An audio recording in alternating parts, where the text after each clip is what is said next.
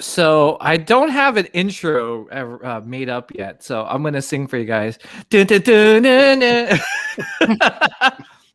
Better you than me. Oh my I goodness! hope it don't, send the copyright.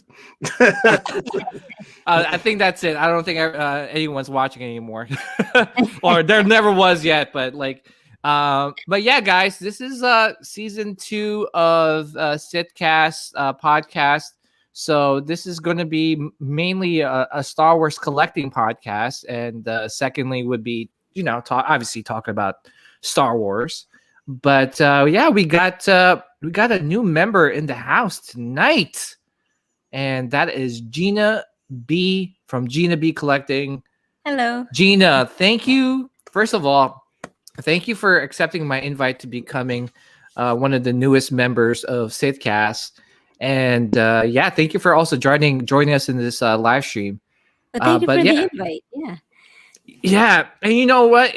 It's cool to see, a female collecting Star Wars statues, because it's very rare to see, a lot of any girls out there or females out there collecting a lot of Star Wars statues, as the Mythos statue that you have in front of you. But how long have you been collecting? Well, before we move on, I just want to obviously introduce my partner in crime, Lord Vader Damas. What's going on, Lord Vader? What's up, Thor? What's up, y'all? How y'all doing? Everything yeah. So, but yeah, it's good to be back, guys. Right, Thor? We haven't done an episode in a long time. Yeah, what a great way to start to have Gina joining the crew. But yeah, Gina, I mean, if you want to tell everyone how long you've been collecting Star Wars statues or Star Wars collectibles. So I guess it started once I began collecting statues. I went for Marvel first, then DC, and then I'm like, oh, I got to be Star Wars as well. Yeah. And and then some of the older sideshow Star Wars pieces didn't really interest me. But then I think it was the Mythos Darth Vader was the first one that I purchased, and never regretted that. So that's actually my only Darth Vader statue, and I love it. He's actually not my favorite Sith Lord, but that I know that's kind of blasphemy. Thor is sorry. He's awesome. I get that a lot these days. It's no problem. Yeah, this guy here is I would say is more dear to my heart, but. That Mythos Darth Vader statue just embodied everything I think, or a lot about what that character is. So I think that was my first Star Wars purchase, and then it just was, a rabbit hole after that. Just, picking up. Yeah. So I think maybe 6-7 years ago, I think. Yeah. Yeah. So basically, you just went straight for the big boys, in terms of the Mythos stuff, and obviously, I saw some of your Star Wars reviews, especially the XM Luke. I think it was one of those one of the first reviews out there. I think Thor was also one of the earliest ones, and I saw hers. It made me go back. Oh, see, there you go. And it was probably one of the best Star Wars reviews out there. And I don't know why it took me a while to finally get that Luke, but I did, and you're right, I absolutely love it. Isn't it great? Yeah. Yeah, I think you also did a review on the Mythos Boba. And yes. What else? Yes. Yeah, that was one of the first ones, right? I think you did. In terms of my reviews, I think I did a few before that, but it was one of my early ones. I mean, Star Wars, yeah. Yes, it was one of my first Star Wars. It probably was one of my first Star Wars. And then you did the XM Luke. I mean, the XM Boba. Yeah, so you're really been collecting Star Wars statues for a while. And which is your favorite one out of all of them? Oh, that's a good question. Maybe Darth Talon. They've been my first, and strangely enough, this might sound out of the box, but the very first Asajj Ventress. Oh, really? Yes, I saw that to Junior. Yeah. What do you think of it, Thor? What did you think of it? I like it. It's just as newer ones have come out, it's like you look at I look at it like, wow. I mean, I like it, but these are better. you Yeah, know what I mean? it But, looks a bit outdated, or but now I think it's starting. I mean, it's still good, but I've actually seen I don't know if you guys heard of Vince Vale Customs. Yeah. He took and modded it, and he made like the media sculpted. Like he like all the clothes he sculpted it, and it looked fantastic, you know. So I was gonna have that done, but then some other Ventresses came out, and I was like, well, I think I'll just, you know. So, but I still like it. It was cool, you know. Yeah. But I think maybe up there, very close to Talon, would be the Mythos Boba Fett. Oh yeah. That's like a grail piece right now, and I should have. See, the thing is, I should just listen to Thor every time you recommend. I know he's been recommending. I told him to get Mythos Boba. He was like, I'll get it one day. I said, okay. And I told him to get Luke, and then he finally got that. There's something else I think I told you to get, and you ain't get it. I can't remember what it was. There was a lot, man. There was a lot. No. XM Maul. Yeah, XM that's Maul. what it was. You know, obviously, I was on Thor's channel yesterday watching King David unbox the XM Maul, and as he was unboxing it, I just said to myself, "What a douchebag I am for not picking up that that's statue. A little harsh, man. But no, I am dude. Like I had all the signs and all the people supporting me to get that statue, and I'm like, no, I got the sideshow Maul. I don't need another Maul. And here I am, like look at Jerry. 2 years later. Now he wanted it. Yeah. So is that your favorite Maul statue, Thor? Yeah. It is. It's that one. I like this. I do like this one that you have now. I mean, I haven't seen it in person, but I really love the original. Mm-hmm. The original is really like I like the stance on it. Mm-hmm. And you know, the body sculpt is just crazy. I have it now. I got to dig into my closet and get the blades and stuff back out because I used to have it in a detolf, and you can't fit the blades in the detolf. But yeah. But I mean, I'm a fan of both of them. I like this one too. Yeah. You know, so one day, you know, I think there's enough of them. I can wait a little while because I want to get the Ventures too. I don't have the Venture, but I got to, you know, coming. So we're definitely going to talk about, you know, a lot of the Mythos stuff a little bit later. But yeah, so I mean, Gina, you've been collecting for what 6-7 years now? You said, right? For honestly, I don't count because I mean, like I know you just mentioned a reminder of how much money. I know. But I think it might have been like 6-7 years. Yeah. I'm in the same boat, and you know, for me, like the first Star Wars statue that I picked up was the Empire Strikes Back sideshow Boba Fett premium format, and that is one statue I will never sell. It could go down in price. It could go down to like $50, and I will still love that piece. The one where he's on he's sliding down, right? Yeah, like he's on that platform. Yes. I love that too. Yep. Yeah, and it was just one of those things where I thought to myself that I could never buy a statue or a Star Wars statue just because, you know, back then I saw the price was like $400. It's like, oh man, I can't afford that. Yeah. But then my friend told me, shout out to you, Pete. He was like, yo, you know, you could do that. You could do a payment plan on it. I was like, what? They have a payment plan? He's like, yeah, just put it on a payment plan. What is it like $40-$50 a month or $70? I was like, oh wow, I could like seriously eat like ramen noodles for a week, and that would be like I won't buy lunch or I won't buy dinner, and I could save up, you know, $70 a month to buy the statue. And yeah, that was one of my first piece, and I fell in love with it. I actually watched a whole bunch of reviews, including Cartel from Hell. Shout out to Cartel.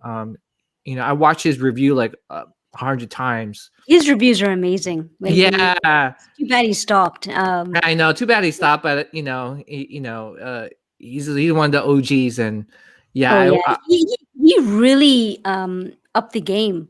And he was so detailed, and I think speaking to him, he was mentioning part of the reason why he stopped was just the amount of time it took. And then kind of prevented him from enjoying the statues, which I totally understood. Like I understood that. Yeah, I'm with Cartel too. You know, like right now I have 2 of the Mythos statues right now, like boxed up.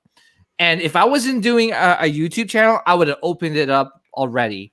But I'm waiting for Emperor to come in tomorrow, and I'm gonna just kind of shoot everything all in one day. That's a good idea.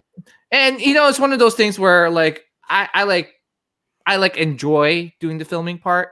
I hate editing, but like obviously I enjoy the final product, and I just want to make sure that I do these amazing statues justice. You know, because you know how many times have you seen in the groups where someone takes like a cell phone pic with the flash on, and it's like just totally like messes up that like the picture of the statue. And which, by the way, like your pictures on that you do for some of these statues are just totally amazing. It seriously captures the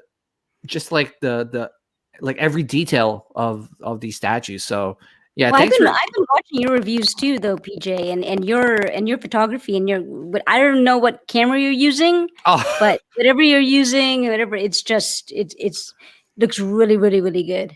Yeah, but Gina, come on, your I mean, like your stuff is seriously pretty awesome, and thanks for sharing it like on the groups and stuff. Yeah. But yeah, like you know, I get it, and you know, I wish he was still in the game. But yeah, I watched his reviews, and let me tell you, like that got me into collecting statues, and it got me buying my first premium format, which is the Boba Fett. I bought the Vader premium format after, and then after that was I went hard. I went Iron Studios Vader. I went XM Boba.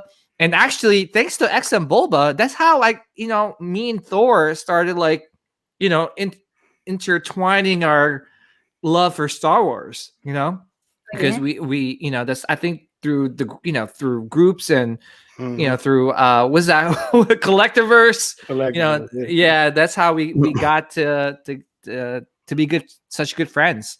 That XM Boba Fett, which I have, which I love, but I don't know if you guys had the same experience, but that is probably one of the heaviest statues. It is. Everybody says that. Oh my god!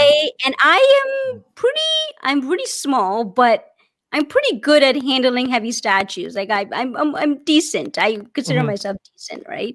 That statue was anxiety. It just drove you to anxiety. Like, it's heavy. You know. Heavy. Okay, so it's just not me. Okay. No, it's heavy. Yeah, I'd had to move that joke about 3 or 4 times, and it's That thing was. I remember when I got the package from Singapore, and it's one of the first times like I had to deal with someone with a reseller to get the XM Boba, and I just remember like when he gave me the quote for the shipping, I almost passed out. I'm like, I was like, are you kidding me? The shipping is almost as much as my Boba Fett premium format statue. Like, what am I doing here? But I just needed that Boba in my collection.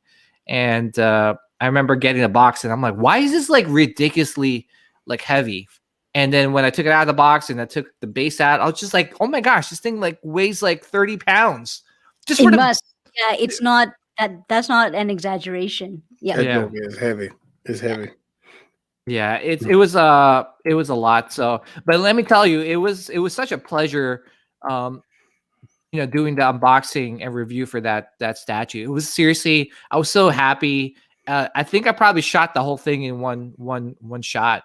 But back then, I didn't have like the production quality like as I do now. Like I was just kind of shooting with like my cell phone, and I just didn't care. I'll be like, all right, here's the statue. It looks good. But I've been there because I started off with my camcorder. I had a 4K camcorder, and so yeah, I've been there. You know, you just start off with what you have. That but whatever you have is enough, right, to make it work, right? Whatever you have, and yeah, and I like it. So But yeah, that's how I got into collecting Star Wars statue. But Thor, like, how did you get into collecting, like, these amazing pieces? In general, or just Star Wars stuff? Star Wars. I mean, we always know, like, you were always into Star Wars, but what was your first Star Wars statue? Oh, but like Gina Vader Mythos. It was well, I mean, it's I just got one Marvel piece kind of led to it. Like my wife got me I always wanted that bowed Thor with the spinning hammer. Yeah. And when she got me that one birthday, and I was like in tears, man, because I always wanted, and it was like just as insane as I saw the pictures. And because you go through this, oh man, I ain't paying no $500 for this mess, Yeah. And once you get through that, then you'll be okay. And then I had always wanted the Mythos Vader, and I was like, man, that thing is. And then after I got that Bowen, I said, look, I don't care how much this thing is, I'm getting it. And so eventually I got it, and it was like literally when I got it out and put it, I just sat there and stared at like literally 2 hours, and I was like, wow, so that's what really made this whole thing just snowball was Vader Mythos. So he was the first one. Yeah, and that Vader Mythos is one of those pieces that will as it ages, it's just like fine wine. It just gets better and better. I've had people who don't remotely care about Star Wars look at that piece and say, man, this thing is incredible. 100% believe that. That is very artistic. So you don't have to even know the character. Yeah. Yeah, because that statue's just by looking at it just says a lot. Especially when Vader's just looking at his helmet, he just looks like he's in pain. Like like what has he done? I know, what's it called? Like it's called contemplation. Dark contemplation. Mm-hmm. But yeah, I mean they captured it. Like they definitely captured like Anakin just like looking at his helmet and saying, damn, I went too far, and here I am like paying the price for what I've done. Well, actually, it's kind of funny that you mentioned that, because him looking at his helmet, I think that statue, and you guys correct me if I'm wrong, I think that statue has the most swap out options of any sideshow piece I've ever seen. Yeah, there's all these different arm options. Probably. Because I tell me if you guys can think of another statue, because both hands, I think one hand can hold the lightsaber. One hand it is so many different options. You can have his unmasked power hand like that. You can have the unmasked portrait or the helmet portrait. Yeah. So it has so many swap out options and so many ways that you can display it. I think. And maybe someone can correct me. I could be wrong. And it's two unmasked. It's like you got the Hayden Christensen or the Sebastian. Shaw. Yes. Shaw. Yeah. So yeah, you might be right. I never thought about that. It does. I think you're right. I think that has to be probably one of the statues that has the most switch outs. So, but yeah, I mean. Yeah, we've been. Thor, you've been collecting. I think that's around the same. Yeah, I mean, Thor, you've been collecting the same amount of time as we have, and that's great. And yeah, I mean, it's that feeling that we first got, like in terms of collecting these Star Wars statues, I feel like I'm having that same feeling again now, just because I feel Star Wars is back. Especially with with the Mandalorian just really putting Star Wars where it needs to be. And yeah, I think we're just getting started, in terms of all these like new pieces that's popping up left and right. But yeah, just real quick before I move on, I want to shout out the chat. We got Darth Tabernacle in the house. We got Child to Adam, aka Atim. We got Jerry Bourne. And I love this name, King Dingaling. Love that name. The Pemricas. By the way, guys, so you probably maybe I probably haven't announced it, but this is actually streaming on the SithCast YouTube channel. So if you guys get a chance, please head on over to the SithCast YouTube channel and definitely give us some support, and definitely hit that subscribe button. We're going to try and do a live stream every an episode every couple of weeks. We got Archangel in the house, the Pemricas in the house, obviously Jerry Bourne. Who else is here? We got Eddie Mendez in the house. Shout out to Eddie. Eddie and Mario got a new show called In and Out of Collecting on the Collecting Weekly podcast YouTube channel. So please check them out. Who else is here? We got I don't know, Facebook user. I'm so sorry. It doesn't show on the YouTube channel or on the StreamYard who you are, but thank you for joining. You got Danny Lee in the house. So yeah, guys, got lots to talk about. And the first thing I would like to talk about is non-collecting news, but the Mandalorian got nominated for best, I think TV show or something for the Golden Globes. Okay. Like best drama TV show on the Globe. That's crazy.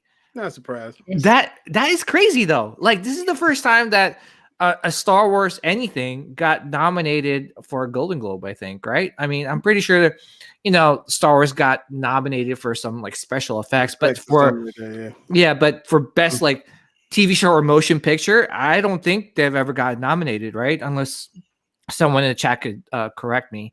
But yeah, I mean, the first one might have got nominated for best picture, but the other ones didn't. I don't think. Yes, the first movie got nominated. The first one did. Yeah. Oh, the first one.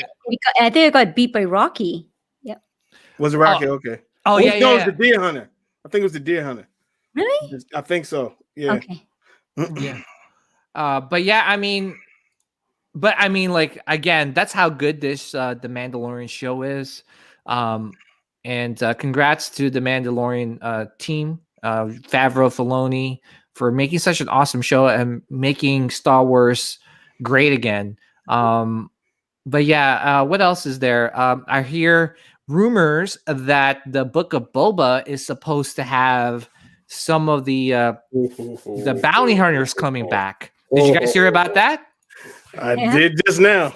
Oh, snooky. Yeah, but yeah. So it's supposedly they're going to have Bosk, some of the old school bounty hunters coming back, and if they come back, oh my goodness, we're gonna get a whole bunch of collectibles and statues and whatnot from that show. Gina, what's your thoughts on that? I think it's genius. I think they have those two executive producers. They have a way of serving the fan favorites, but they do it in a way that doesn't irritate, that is not cliche or doesn't irritate the fans. It just seems perfect. In other shows, they kind of take the cheap fan service and they give you the character that you want to see or haven't seen in a while. Yeah. But when John or Dave Filoni does it, it just makes sense. It just, they know how to do it in a proper way. And it's almost in a way that where the eclectic fans and fans that have been there forever, and even fans that haven't been there forever, it just makes perfect sense, and you don't get offended or you don't roll your eyes. Yeah, they. So I guess what I'm trying to say is that they do fan service in a way that doesn't make us roll our eyes and go, "Oh, that's obvious," or too obvious or too awkward, right? They do it in a really good way. So I think it's genius. Yeah. Yeah, and you're right. They do such a great fan service for, I guess, for example, and obviously, if you guys haven't watched the last episode of The Mandalorian, I'm sorry, too bad. But yeah, with Luke, right? I think Thor. Come on, I called it. You did before, but the whole time I remember that. I remember you put a post out saying, I think they're gonna bring back Luke. I think that would be the biggest reveal. I do remember that you posted that. Yeah. But I mean, I was seriously going for a Hail Mary, and I'm glad that someone caught it. But anyway, I think the whole time I was thinking how they're gonna do it, and would it be awkward? And Favreau and Filoni nailed it. Like it like didn't feel awkward. It felt like, natural, and it felt right. And with the those bounty hunters coming back, I think it's going to be a great show, and I seriously can't wait for that show. Obviously, the drawback is that since they're filming now, it's going to postpone the Mandalorian season 3, but it's okay because we got Kenobi that should be coming up pretty soon, right?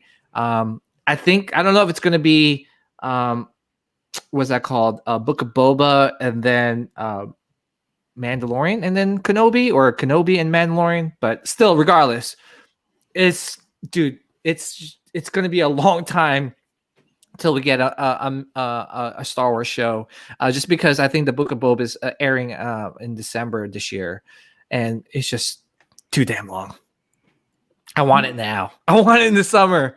But another news to talk about is that I think some of the video games are going to be making their presence, right? Like Thor, what you hear about Ubisoft is they're making an open world Star Wars game. Mm-hmm. So that's big time, because one, it's not going to be EA, and anybody who doesn't know, Ubisoft does we call Assassin's Creed. Mm-hmm. So they know how to do open world games, and that's cool. So imagine a Star Wars Grand Theft Auto kind of, different side missions, and you got your own whatever. And I'm guessing, hoping you get to choose, you want to be a bounty hunter or Sith or Jedi. Oh my goodness, that'd be cool, man. So. Dude. And if it's online, that'd be even better. You get to do Grand Theft, you do missions and jobs together. That'd be really great. So that'd be great too. I would love to play with you guys. That'd be great. Doing some like bounty hunter missions, that'd be awesome. But yeah, I don't know, guys. Seriously, this is such a great time to be a Star Wars fan. With all these TV shows, these video games, the books, collectibles, and it's just really good. And speaking collectibles, let's I can't stop looking at that thing. Let's talk about XM. So why don't you go and open yours, man? Mythos Maul. Sorry, I can't. I gotta get this out of the way because I'm gonna be tempted to open that thing right now. But yeah, Gina, what's your thoughts on the Mythos Maul? My thoughts are first off, the paint lines are immaculate. Mm-hmm. And I'm positive, I'm pretty sure, I don't know, it's just a theory of mine, that Sideshow in the last 3 or 4 years has their factory, whatever factories they're using, has a different process for these paint lines. Because even with the last Spider-Man statue, the paint lines are just immaculate with the tattoos. Mm-hmm. And the assembly was pretty straightforward. There's just 3 of his part of his skirts that have to attach, but it was a pretty straightforward assembly. Really dynamic. Both portraits are amazing. I prefer this portrait here, which is why I have it on. Yeah. But only slightly, only because of the horns. I prefer the longer horns. Mm-hmm. I was surprised at how much I did like the other portrait. I didn't think I would even consider it, but the closed mouth portrait looks really good as well. I just like this one slightly more because of the longer horns. Yeah. And I think the Gerger brothers did a really good job with these mechanical legs. I think they fixed the issues, at least that I had with the whole mechanical legs in the past. It just didn't look right before but with this one here, I think they've done a really good job in how they design these mechanical legs. It doesn't look corny or doesn't look it looks really futuristic. It looks futuristic, it looks realistic. It looks like just robotic android legs that are fierce. It doesn't look strange like the other ones did before. Like the I know what you're talking about. Chicken leg ones. The chicken leg one, yeah. Yeah. So, and not to knock that statue, because that statue is still a great statue.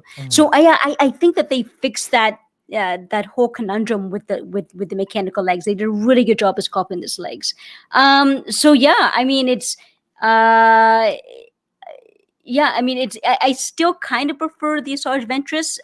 That design is definitely more ostentatious and eye catching. The Asajj Ventress over that. It's just more complex. But this is still a really good rendition of Darth Maul. Yeah, I'm really enjoying it. Gina, that's why I love your reviews. You're very like thorough and very descriptive. As like when it comes to me, I'm like, oh yeah, it looks awesome. It looks really cool. It's epic. I run out of like adjective words like to or you know. I had a few days to think about it because I got it on Monday. So if you had asked me like this, if I got it just this morning or something, no, I wouldn't have been able. But in my mind, I kind of the one thing I'm not too hyped on, and you can't really see it in the way that I have it positioned here. But his dual lightsabers, they are quite long, and which it makes sense. The size fits the scale and what we've seen on screen. But having it in this hand and having them go so high up, maybe I would have preferred if it was in this hand instead. Somehow, maybe so that the statue wasn't so tall with so much negative space on the top. Maybe, but it still works. But the fact that the lightsaber is going all the way up and there's so much negative space at the top. I may have preferred to have it on this hand instead, maybe. But just that's the only major criticism I have or change I would make. Yeah. What would you rate it out of a 10? Oh, 8. 8? 8.5? Really? 8.5, maybe. Okay. Yeah. I haven't opened mine up. I mean, just judging by looking at the pictures, I'm thinking like it's like almost like a perfect 10, 9.5. Well, in terms of the quality, sorry. So in terms of quality, so when you say rating, in terms of quality, like the paint and the sculpt, everything, the paint is immaculate, and I went over it to make when I was inspecting it. So in terms of the paint and the sculpt, I would say it's a 10 in that aspect. Really? I wouldn't change anything with the paint. I wouldn't. I think that the shade of red they used is I really enjoyed it. It's bright. It works well with the dark black. So in terms of the paint, in terms of the sculpt, I would say I wouldn't change anything with the sculpt per se. I think that even that his sort of skirt drape section here, I would say is done. It's done really well. I wouldn't change, and the base too is amazing. So I wouldn't change anything with the base. And the base has this. I'm not sure if you can see it on this thing, but the base has the rocks sort of break out as he's sort of force jumping out of it. There you can see on screen right there. Okay. Yeah, it is really cool. So the only thing I would change is maybe with that lightsaber. That's why I'm not giving it a 10. I would say, put it in the next arm. But so maybe 8.5. I mean. Okay. From like, I was going to ask you, like, what do you think about the pose? Because I think a lot of people were kind of confused what he was doing with this. With his pose. So, I like the pose, but I understand what people are saying. I that's part of the reason why I did order it. From these photos or the initial photos they showed, I had always liked the pose. So I had always liked him coming at you and sort of do. And because the other Darth Maul statue I had, which was the second premium format, it was just a museum pose. So I wanted sort of action, more dynamic pose Darth Maul this time. Thor, what's your thoughts on this? Because I mean, we did the live unbox. Well, not us, but like we were there when King David did his unboxing. What's your thoughts, man? Like, is this something like, I know you already have like probably one of, if not the best Maul statues ever made. Is this something you would consider like later on in the future, or? I love. First of all, I love it. It's kind of hard because I don't like to like triple up on. You know what I mean? Because I got two Mauls. Like I don't even have a rack of Vaders. You know, I got two Vaders, but I might be. I'm definitely gonna be getting one more. But I love it. I love the base. I love how they have like the impact even coming out of the other side. Like in the back, you can see like a fracture, and it's like not just that part, but the bottom part there's like a fracture in it. And I always thought, even Gene was talking about the legs. What I like about the legs, they almost look kind of like anime, like that kind of like the stuff you see on like Robotech or something. So like I always thought that was cool. All my problems with this statue are all in the lightsaber. One, I think they should, for this stage of his life or whatever, didn't he have like the one with the little hook on it? Yeah. And everything. So I think they should have did that. And I mean, everybody else likes them. I hate those little puff things coming out of the emitter. I can't stand it. Really? Dude, I hate it because nobody saber does that but Kylo's. You know what I mean? They did it on like the original poster. It did that. But like if you see them on screen, nobody saber does that. It's all, they don't fluctuate except for Kylo Ren's. Are you talking about the puffing right at the hilt? It kind of puffs out. I hate it. Okay, so I don't know if you know this, but the Asajj Ventress has the same thing as well. The Asajj Ventress Mythos. Yeah, I know. Yeah. I can't stand it. Okay. But other than that, I love it. I think that I see why they went with the puffy, like I don't know, lightsaber blade. Yeah. Like where it's puffs out there. I think they're just trying to capture the igniting action of it. But I mean, obviously it probably just like looks like it's like looking like it's consistently like, flaring out. Yeah. So I see why you have a problem with that. And definitely, I mean, I think that was like a last minute change, to be honest, because didn't they have it like the original wasn't like that? Yeah, when they showed it. Right. I think I saw photos of the original. Yeah, I like that part right there. That's really cool. Yeah, because it's like the force is like his force jumping is like impacting through. But it really might not be forced because remember he has bionic legs. So it's like.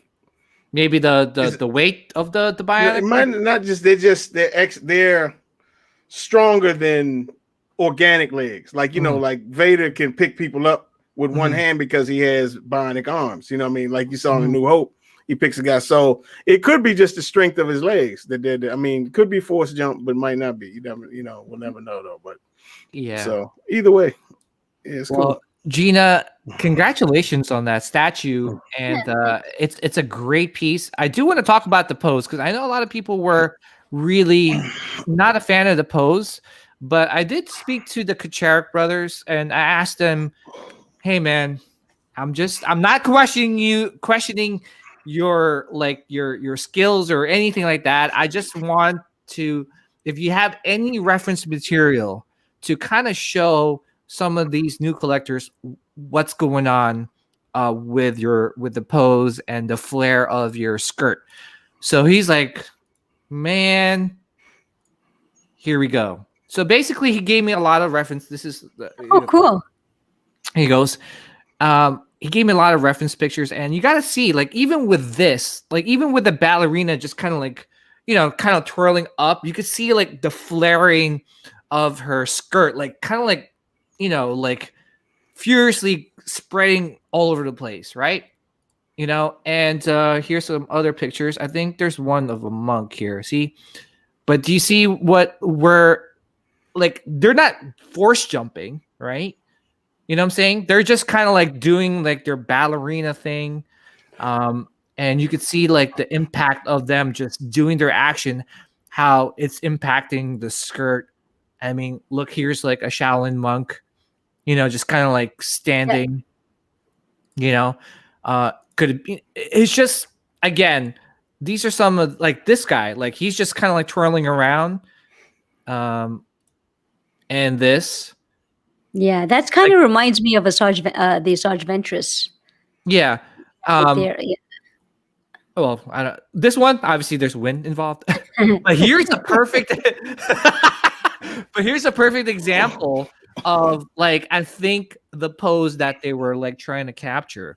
I mean, I think this is like the Darth Maul pose where he's just kind of like doing like a twirl and ready to like attack you with his dual bladed lightsabers, and same thing with this monk where he's kind of like twirling around and ready to hit you with the the staff. Long story short, these are the Kuchar brothers. They've been around the game for a very long time. They know what they're doing, and they made amazing statues, including the Hulkbuster and a whole bunch of other ones, and including the Asajj. So yeah, I see what they were trying to capture with Maul, and I think they did it. They captured it perfectly, and I think it's a great looking piece. It's 4,000, I think 4,000 edition size, and I've been calling it. I think it's gonna sell out, like not immediately, but it's gonna sell out like within this year. Just because there's no EX, so Sideshow is kind of distributing that throughout all the local comic book stores and all so it's just not like specific to them, but yeah. Thor, when do you think? Do you think that piece will sell out this year, or do you think it's going to sit around for a while? I don't think it'll sell out. I mean, this thing is 4,500, so I think it'll be around, like, at least maybe cut in half, maybe, but that's a lot, bro. That's a lot. So I know that's a lot, but man, I tell you what, I see the Ventress being sold out before this one. Oh yeah, I think Ventress will sell out. I think Ventress will sell out. Yeah, for sure. I think Ventress will sell out, and I think Maul will be next. One also because Ventress is the only one. Like, there's two of these. So like people like me are like, I might get it, but I got the old one. You know what I mean? So, but like the hardcore Maul people will get them both. But who knows? That's just I definitely see Ventress selling out before this one. Yeah, I think for sure. I think we're all on the same page. I think Ventress is definitely going to sell out. I do think this would take a while to sell out, but I don't think it will sell out this year. Maybe by the end of the year, maybe by next year. I think it may sell out only because it's the only really Maul statue right now that's bigger than 6 scale. I think that Sideshow is offering right now, maybe that you can get in pre-sale. Maybe I think so. I think it may sell out, and I think too because I think it might have a lot of cross appeal. I think unlike the other Maul statues, I think this one might appeal to more of a mass amount of people. I definitely agree. I just feel that, like, with Asajj, I think at first, when people saw it was like 4,500 as the edition size, a lot of people were like, it's going to sit around for a while. But then as I'm like looking around like the internet, the Facebook groups, I see people are getting the Asajj, and then more and more people are getting it just because they see pictures like yours, Gina, or, unboxings like Thor's. I mean, Thor, didn't someone from the chat pre-order the Asajj that night or last night? That was Mojo. See, I mean, but I'm just saying that's just like a perfect example of once the word gets around and it starts hitting the mainstream, like including some of the mainstream Star Wars collectors, they're not going to miss out on this piece. And I mean, Asajj will definitely sell out this year. Maul, I don't know. Like I'm predicting end of the year, beginning of next year, it's gonna sell out or be sold out. I think Emperor might sit around for a bit just because there's a lot of hate in that statue, but I think eventually it will sell out. But yeah, I mean, these are amazing Mythos pieces. But let's move on to Asajj. Thor, what's your thoughts on this piece, man? Like, fantastic. I mean, it's fantastic. It was definitely a surprise when it came out, and you never see her anywhere in her Night Sister garb. So that's what just this one, the base, everything. I mean, everything saved for the sabers. I mean, the blades. I like the saber hilts, but one day I'm gonna have to scoop it up. One day you gotta get it soon, man. We gotta get it. I will. I got something else coming first, but I hear you. I hear you. not to pressure you, Thor, but I would hate to have to get this in the secondhand market. I hear you. Once we get that alert low stock, that's when that's when we hop into action. I could just imagine people sort of driving the price up on this, and in the aftermarket. So it'd be a shame. Yeah, this is new. This is gonna be Kenobi.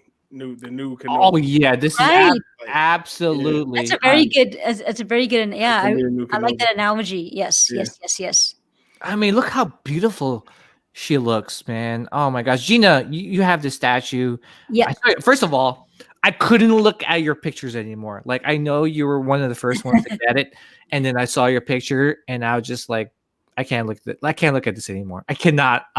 First of all, you did a great job with the picture. Second of all, I just couldn't look at it anymore because I didn't have mine yet. So I was like, oh my, like I was so envious. I was really shocked or surprised that they followed through with the prototype pretty much. Like, it was a very ambitious design, and unboxing it and putting it together, I was like, oh wow. They followed through with that design. I bought it for that design. I bought it for that paint job, and they did a really good job. Yeah, I was shocked, pleasantly surprised. And if this statue was supposed to come last year, it would have been my favorite piece last year if it arrived, but it came a bit later, so it was my favorite piece this year. And I don't know. I can't imagine another statue. I have a few other statues coming this year, but I don't think any of them is going to beat this one. I mean, look at this one. I never noticed this. There's a Zabrak like skull in the bottom of the base. That's so cool. Oh my gosh, Thor, did you know that? I didn't know that. Yes, I did. Oh shoot! It kind of reminds you of Fallen Order when you go to Dathomir. Yes, you see stuff like this. Yeah, absolutely.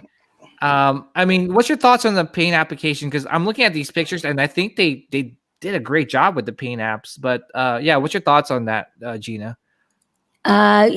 Beautiful. It's I like the red. It's beautiful. The black wrappings aren't exactly black. Like, they're not exactly dark black. There's a gray. Low light undertones painted under there. There must be sort of gray or bluish, so they're not exactly black. The wrappings, but yeah, the lines are really well done, and there's a lot of, as you can see in that photo right there, there's a really good shading on the skirt, on the red skirt. You see the dark shading on the red skirt. And that just, it really adds a lot of sort of realism to it, rather than it looking, because the statue is not supposed to, obviously it's veering away from the animated form that we normally see. That type of shading on her skirt just gives it that type of realism and fits it. Also, I don't know if you could have some photos, but I was pleasantly surprised with the shading on her arms. That gave her arms and her muscle definition. Did a really good job with, also, I didn't realize her skin tone would be that blue. It didn't seem that way in the first prototype photos they had shown. But in person, the skin tone is pretty blue. Not in a bad way, and nothing wrong with that. And it wasn't a mistake, because the portraits match the arm skin tone, so it's not like they made a mistake on one of the things. Everything matches, so that's how it was designed. In the fact that's the design. So guys. First of all, Starkiller says both Asajj and Maul are in the house. XM Sith Lords are next, hopefully soon. Welcome to the dark side, Starkiller. Welcome to the dark side. Danny Lee says Asajj should be arriving tomorrow. Danny, I am so happy and so proud of you, man. You're all grown up, man. You're all grown up, because now you went from Hot Toys to statues, and I'm so happy and proud. But yeah, like in and out unboxing, Danny. Oh wow, yeah, that would be great. Hey, I will look forward to seeing that on your channel, Eddie Mendez. But yeah, these are amazing statues, and oh man, I seriously can't wait to open mine up and just be like, probably look at it for like hours. Now, Gina, out of 10. No, that's a 10. What?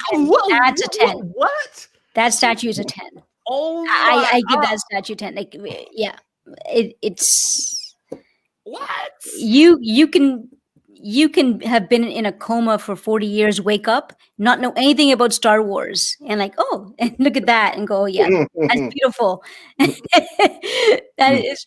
stunning. It's stunning. And if I wasn't actually, to be honest, if I was not a Star Wars fan, never even watched a Star Wars movie, I may actually have gotten the statue anyways. If I wasn't a Star Wars fan, yeah. Well, thank goodness you are. Maybe I'm biased because I like that sort of femme fatale kind of. Oh yeah, and she's so maybe I'm biased, but I would give this a 10 out of 10. I don't know what do you guys think. I don't know. Yes. I mean, like from the pictures, I give it a 10 out of 10. Okay. I mean, I give Maul a 9 out of 10. Again, I can't wait. I'm gonna do my review over the weekend. But yeah, I just think this piece is mind-blowing. I think it captures Ventress and the character of Ventress. And with Ventress, she's very layered as a character.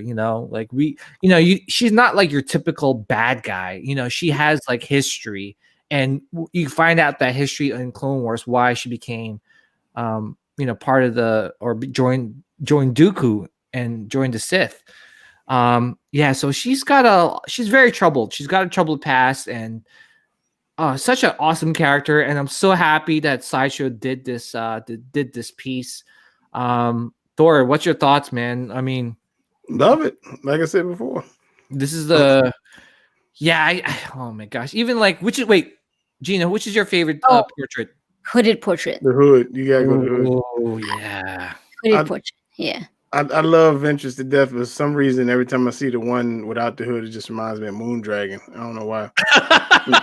But I mean, that's not bad, but it's just, I don't want to have a Asajj and think of Moondragon. Yeah. Because on the show, she doesn't remind me of Moon, but like that portrait, like damn, it looks like Moondragon.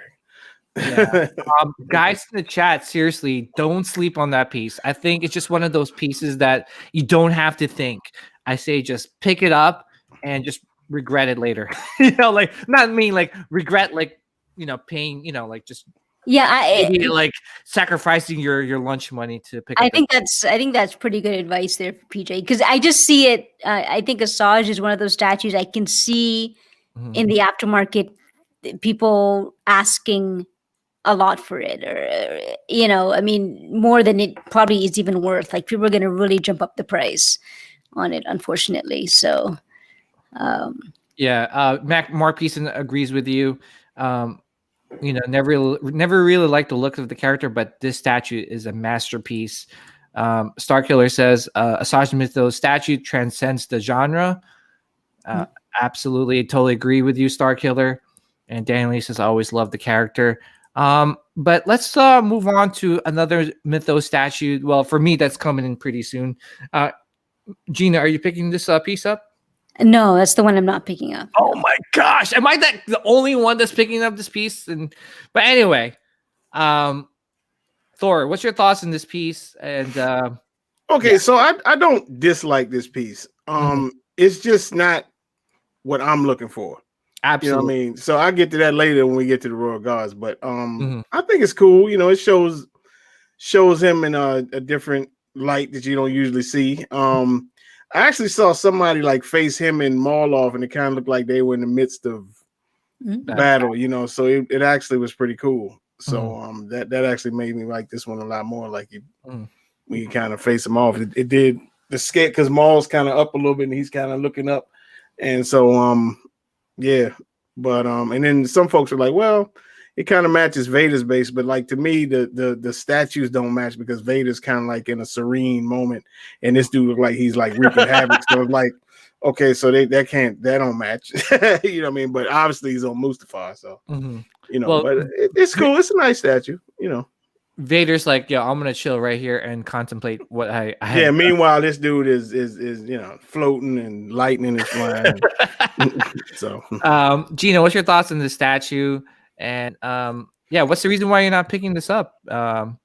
Well, I just didn't really fall in love with the statue enough for me to make that statue, and I don't really have that strong of a connection to the character. But I like the character. I know It breaks my heart. but I have to, and I didn't. Yeah, the statue didn't. I didn't have that draw either to the statue as well. I really enjoy the sculpted fabric, how they've done that, and I really like that portrait. I like the sort of how he's sort of has his hand out. I like the pose. I was kind of perplexed about them mixing the fabric with the sculpted. I don't know if I've seen that before with the Sideshow, like them doing that. It's usually all sculpted or all fabric. And I think it was getting a lot of hate for a lot of people were like hating on why they did like a mixed media with this piece, just because I think most of the mythos, or if not all the mythos statues, are sculpted. Well, yeah, I think so. So I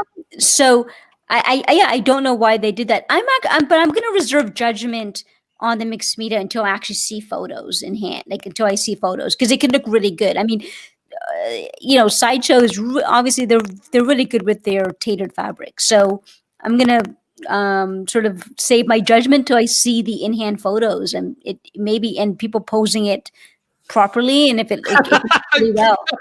I'm laughing because you're absolutely right. Because I see some pictures, I'm like, yo, can you seriously just fix that hood? Because why is it like in a circle? Like you know what I'm saying? Like people got it, they put it on, and they took a picture of it, and they didn't pose it at all. Yeah. So in that case, well, yeah, exactly what you're saying, PJ. I would wait, like me personally, I'd wait for some better photos to make a proper judgment. So I don't want to judge just on even these photos here. I want to see in-hand photos, and maybe that fabric looks really good in person, and if it's styled really well, someone can do a really good job of showcasing what it can do. So challenge accepted. I'm waiting, PJ. We'll see. I don't know. Hopefully. Oh, jeez. Tell us why you got it, PJ. Tell us what. Well, Gina and Thor. Like for me, well, first of all, it's Palpatine. I've been waiting for a Palpatine statue by Asajj for a while. Hallelujah. And I know Thor, it's not the Palpatine that you're looking for, just because this is like a mythos piece. So it has like, it's just like an artistic version of Palpatine. It's kind of like the opposite of like what we saw in the movies, where in the movies you kind of saw Palpatine like fragile and kind of like, he's like frail, and he's strong with the Force, but he's not like levitating, or he's doing like crazy moves or crazy Force powers. But I think they kind of went the opposite with this statue. That's why I'm more drawn to it. I see a lot of people calling it Mary Poppins, and with the pose and everything. And I get it, like it's because he's levitating and stuff. But I always say this is that when Superman's levitating or kind of levitating and just looking at you, he has his both feet together. He doesn't have his legs spread apart, right?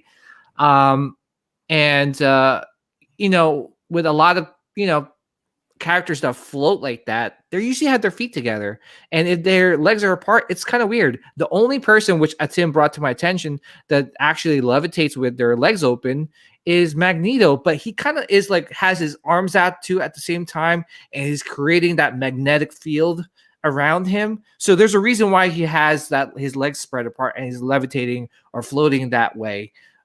With this pose, obviously Palpatine's kind of like like levitating slowly up top and just kind of like using his Force lightning. And that's why I love this piece. And I see people's dislike with the fabric cape or robe, whatever. I get it, I understand, but I see why Sideshow went that route. I think if they sculpted it, I think it also risks like it having some QC issues. Like you might see some breakages, just because if you're gonna pack this thing in like the box or the foam packaging, like you gotta pack the whole thing as like almost like a one piece, right?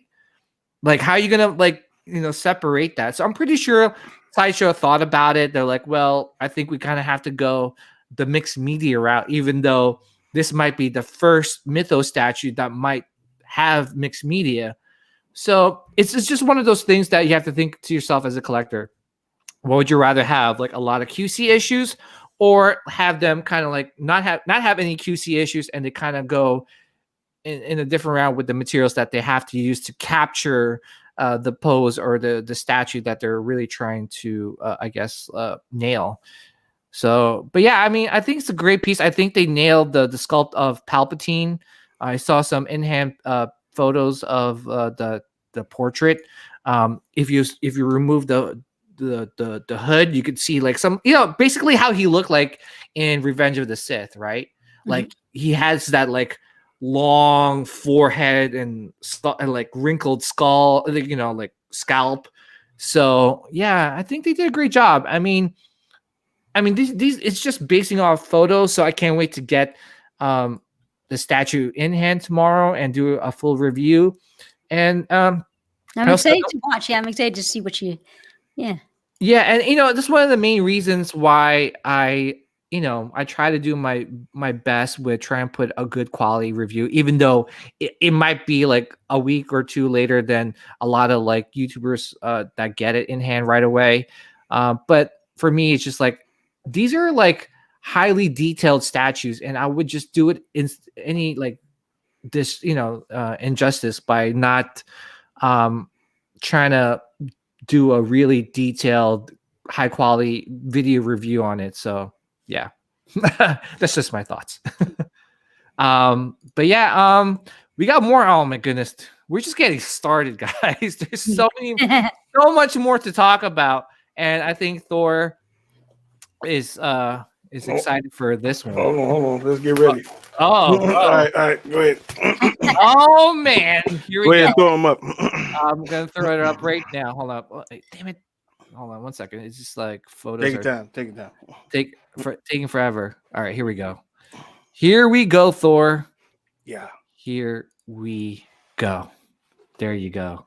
Thor. Vader has waited a long time. You may speak. Tell us about your thoughts. Oh, it's coming. It's coming. I've been watching everybody receive their Mythos pieces and everything, and Vader said, "Okay, well, they showed this first. How come they're not shipping these dudes first?" But that's okay. That's okay. I can wait. I can wait years. So I got 2 of these cats coming, and and so the thing with the Palpatine, like I mentioned earlier. It just wouldn't look right that you have, I'm getting 2 of these, by the way, and you just can't have these guys like standing at attention while he's floating in the freaking air, So it just wouldn't look kosher. So let's say, and part of my allure with the Emperor was always, like you said, he's frail and everything, but like this guy is like one of the most powerful beings in the galaxy, but nobody knew he was a Sith Lord, and this dude doesn't need a security detail. But he has one, and I've always loved it. Plus, with these guys, if you collect Star Wars, this thing usually. Well, I mean, I collect all Sith Lords mostly, but it's usually like browns and blacks. You might get a little bit of silver, and if you got talent, she's red. But these guys are like burst of color. You know what I mean? So it's like you usually don't get that. With Grievous has a lot of color in him, but so the troopers are white, but I'm really looking forward to, and I keep hearing people, it's just a piece of fabric, but you can clearly tell if you lift up the fabric, you can see it's fully sculpted underneath, so I'm not worried about nobody else. I can't wait, and I'm hoping I don't get like one of those where just one of them shows up one day and one of them shows I'm dying to see like both of these dudes. Like right here is where I've fixed it weeks ago because I'm running out of room for stuff, but and eventually I will have Emperor to put right between them. So like that's something I've always dreamt of having, was like 2 of the Royal Guards with the Emperor. So yeah, I'm really looking forward to these when they come out. So. I actually like the base art. Look at that. That looks pretty awesome. It does. It was funny. I remember when they announced this last year, 12 Days of Asajj. I was asleep because it was like 3:00 in the morning. Mhm. But Barbara said she stayed up because she wanted to see it. And when she saw it, she immediately got happy because she knew I've been waiting for these and everything. And she sent pictures, said, "Congratulations, Thor." I was like, "Oh my God, they're actually gonna make them," Have they sent out any notices about when it's shipping or anything? Last week, PJ, or 2 weeks? Almost at the end of this week, it'll be 2 weeks. And yes, I did, Gray. And they sent out the like they did the production pictures or whatever. And so I'm guessing here soon we should I swear to God, every day I'm like going through my email like a crackhead and like waiting for them to say, yeah, we just arriving in our the emails arriving in our warehouses whenever, yes, and yes. I'm waiting on that. So yeah, I'm waiting. That's amazing. You know what? I'm gonna call it right now. Like I'm gonna call like I did with Luke. Thor, you're gonna get the email tomorrow afternoon. And then if you don't, I'll be out of you won't be able to reach me on Messenger for a while. No, that's okay. But it's coming. I'm not worried. I'm guessing it has sometime next week. I'm guessing because this is at the end of this week is 2 weeks. So and that's about with Palpatine. That's what happened. They put up Palpatine's pictures, and then about 2 weeks later, that's when people start getting the notices that they were coming. Yeah. So you got these coming too, though, don't you? I do. Yeah. I do. Yeah. Gina, what's your thoughts on this? I'm so tempted. I'm so close to pulling the trigger. When they first announced it in Chevos, I wanted it. I'm like, oh my God. Now these are 1250. This 1250 edition, and everybody buying two. Yeah, we're buying two. Exactly. So Thor, since you bought two and you brought that up, which makes perfect sense, this would be a perfect opportunity for Sideshow to try something different with the statue and offer a pair of the statues for a smaller discount. A lot of people said that. And I never even it would have been great. Yeah.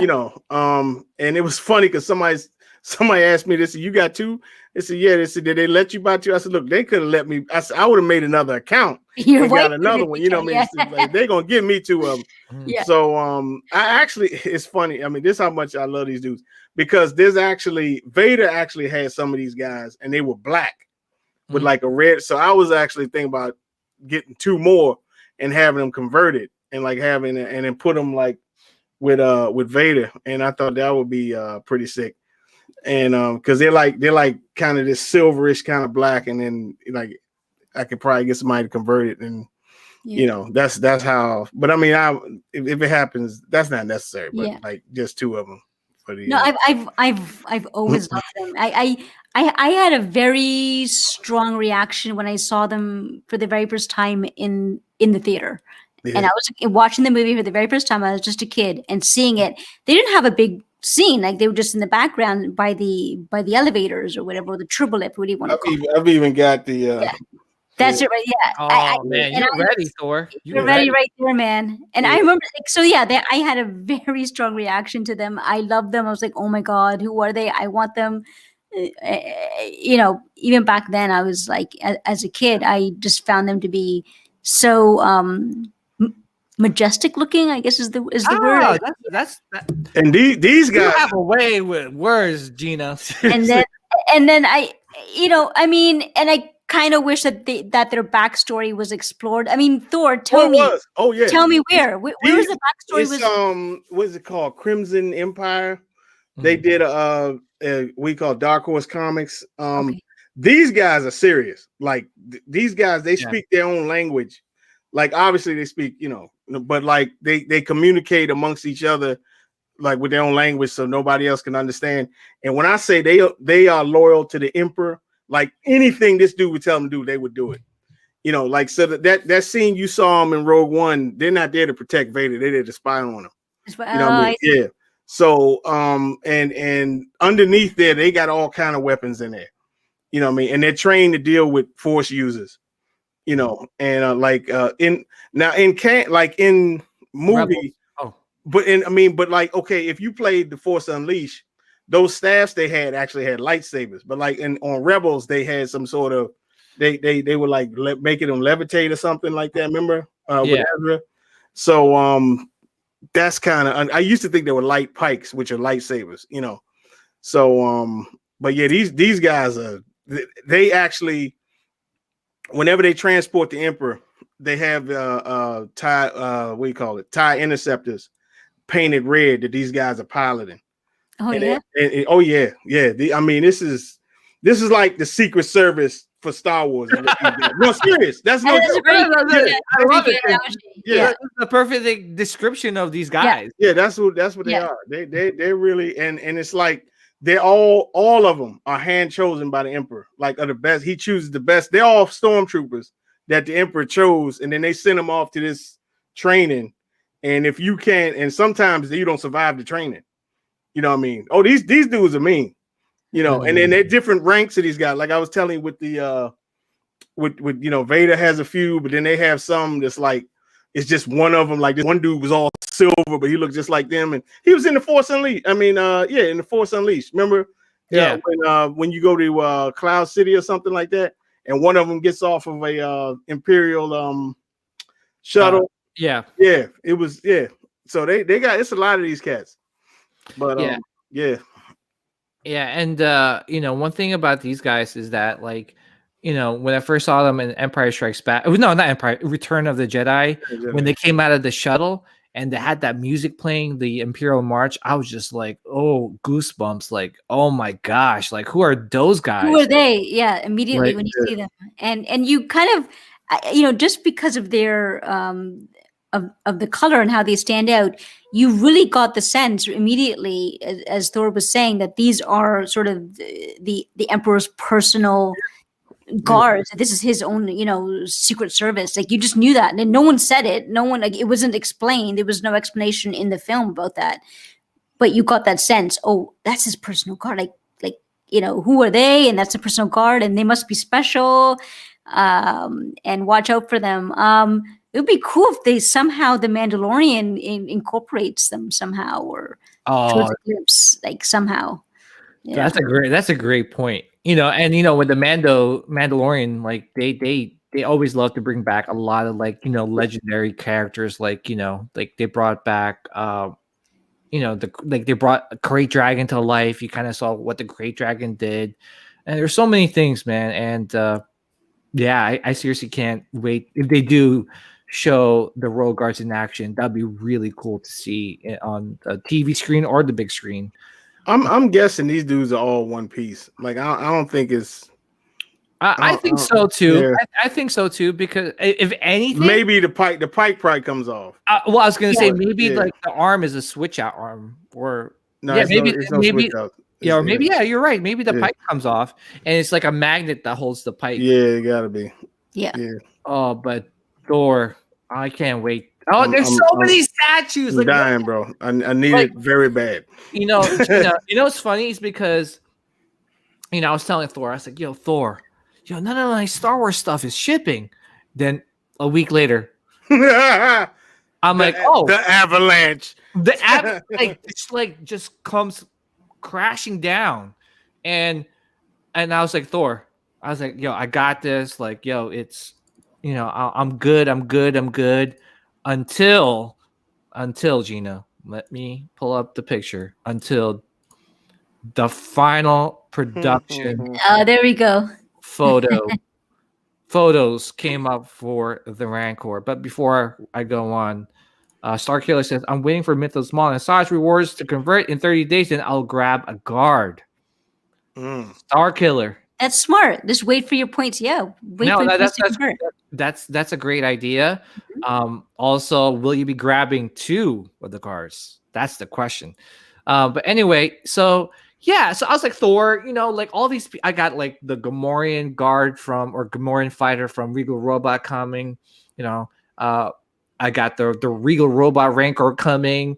I got the Asajj Ventress, Mythos Maul, Mythos Emperor, Royal Guards, or the final production photos showed up. I'm like, oh, Thor, I'm good, man. You know what would kill me? You know what will kill my wallet right now is if Sideshow puts up the Rancor, and guess what? like a week later, the final production photos of the Rancor shows up, and he is coming. It's coming soon. Oh my gosh, Gina! That's not good for your man. When they all come together, yeah.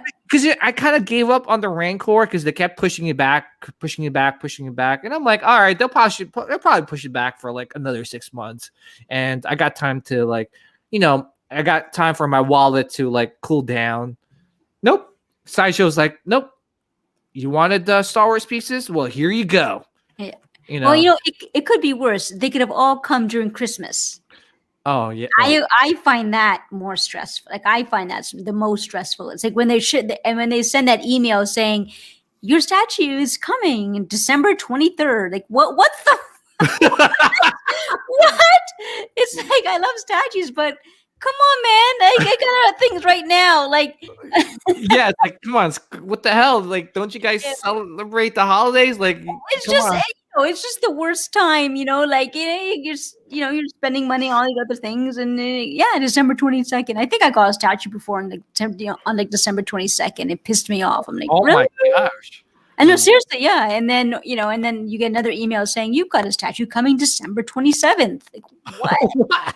Like they're all coming, like they're trying to get them out before I think the Chinese New Year, then coming up in January. Yeah. Absolutely. And this is obviously and that didn't happen this year because of everything got kind of pushed back because of COVID. So PJ, it could have been worse. All of these, Asajj and Maul and they could all come during Christmas time, and then if they all came Christmas time, like I think you guys would probably see a force ghost of me because I would have been dead. like I'll be like, oh my gosh, like this is too much. First of all, I didn't notice that he's got ashy elbows, but besides that, anyway, Gina, put some Aveeno in those elbows, Rancor. Anyway, Gina, what's your thoughts on this piece? I think it's beautiful. I think I was shocked that it hadn't been done early, that they didn't do it earlier. Mm-hmm. But I think it's beautiful. I think it's great. I think it's the size is perfect. It's huge. You want it, to overpower all your other statues. Obviously, it must be taller. Mm-hmm. I think it's amazing. I'm not getting it, I think, but I think it looks amazing. I love that shot there you showed there. I love what they did with the tongue and the mouth and the teeth. Yeah. Thor, what's your thoughts on this piece, man? I think it's great. Well, disclaimer, the creatures, as far as statues go, they don't really do much for me. But what I love about statues is you find out stuff you never knew. Like I never knew Darth Maul had an earring. I didn't know this dude had an earring. I was like, really? That's so true. But the plates and everything, and you just get an idea how massive this cat really was. Like I just looking at it, I have no idea how they actually kept this thing in check underneath like Jabba's chamber, man. But it looks really cool, man. And congrats to everybody that's getting it. And yeah. Well, I was gonna say, I don't know what's going on with. I think I don't know, guys. What's your thoughts on this? But I think Sideshow is using the best factories. I was gonna say that, like for these Star Wars pieces, because I mean, they all came immaculate, right, Gina? Like in terms of like the paint application and just like the sculpt. 100%. I'm glad you said that, PJ, because I was thinking the exact same thing when I got Asajj and assembled her, and looked at everything. I was just shocked at how they maintained that design. I was like, holy shit, they actually followed through. Mm-hmm. Nothing was cut. And I thought, because we've all talked about, collectors have always talked about, hey man, they've got better in China. They've got more higher, pristine, better factories than others, right? Mm-hmm. Yeah, we kind of know that, and that was my first thought. It was like they Sideshow had signed up with a better, or maybe a lack of a better word is they signed up with a more higher tiered factory to do this. Yeah, and maybe they paid a bit more. I don't know to get it done. But I was thinking the exact same thing. It's I don't pretend to know the ins and outs of Sideshow, but it definitely ran through my mind. And same thing with this statue. Absolutely. You one thing I forgot to mention. One thing I think is cool is you look at like Marvel and DC, you know, they got the XM Hulk Buster, and then you got this Justice Buster is about to come out. Like it's like this is like the Star Wars version of that.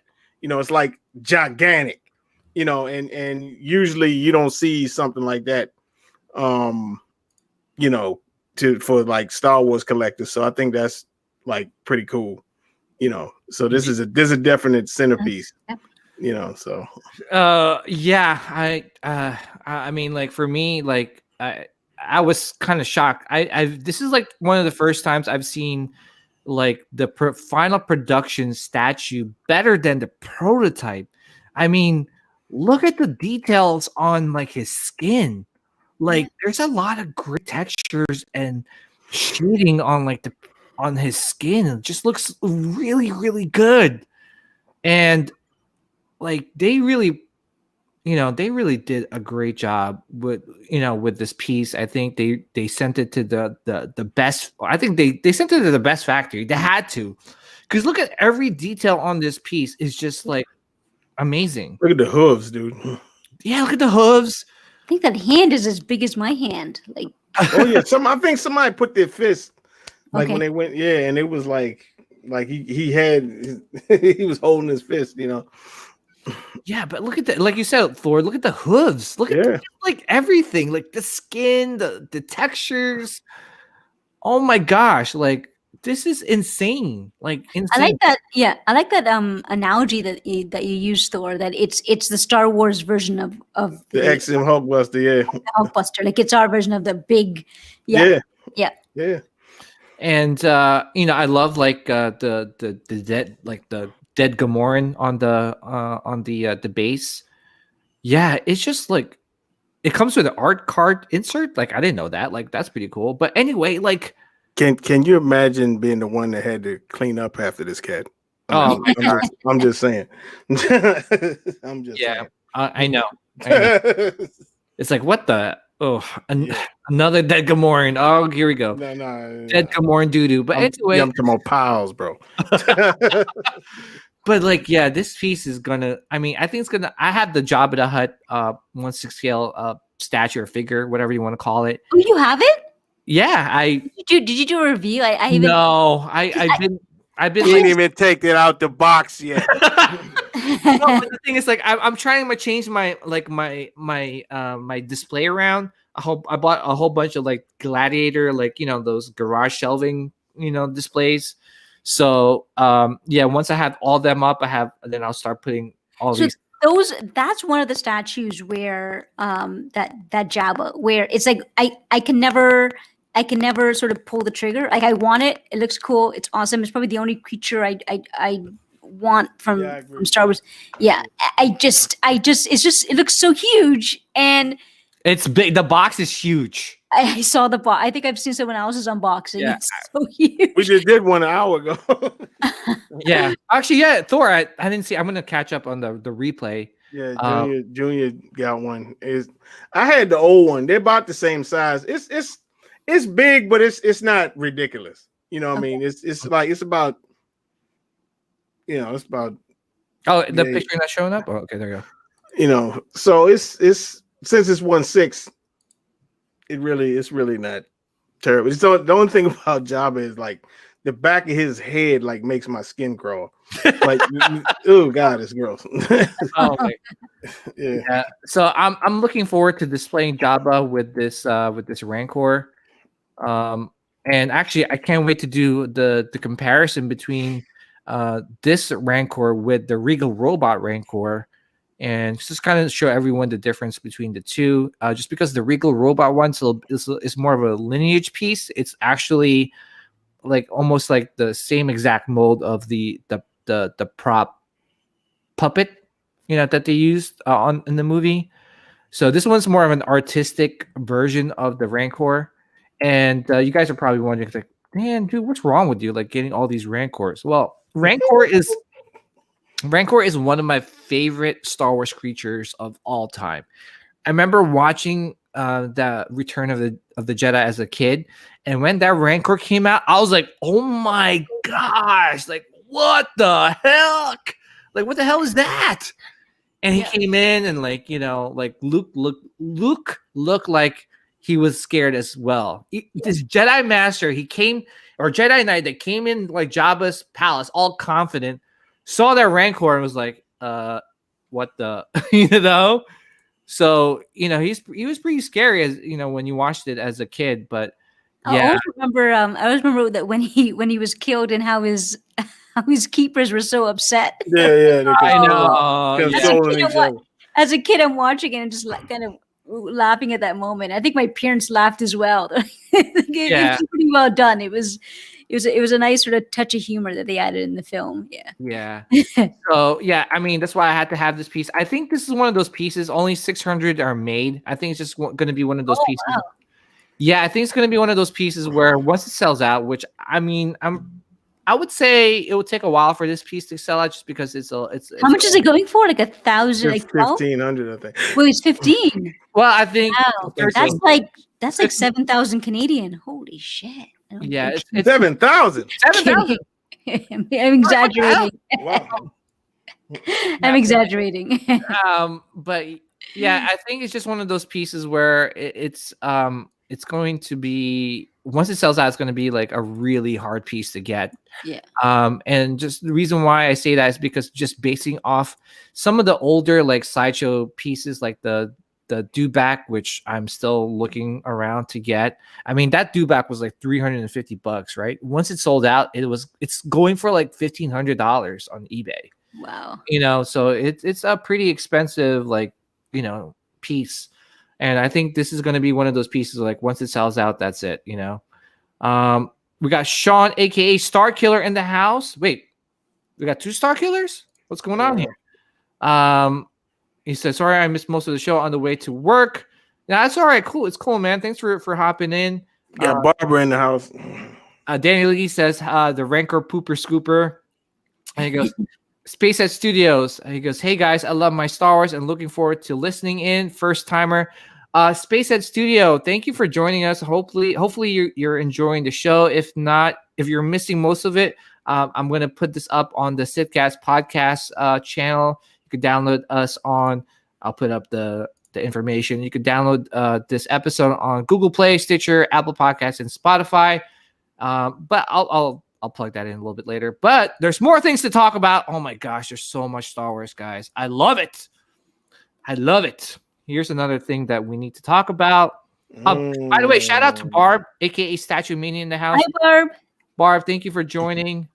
Appreciate you joining tonight's show. We got also Greg in the house. Greg, thank you for joining the live stream. Nitrous, Jerry Bourne. Who else did I miss? Star Killer, Norman Rich.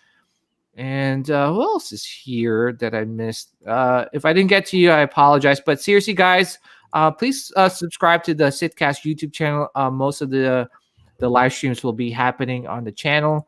All right, so let's talk about this Iron Studios, Mandalorian. Gina, what's your thoughts? I like it a lot. It looks really good. I like the pose. Mm-hmm.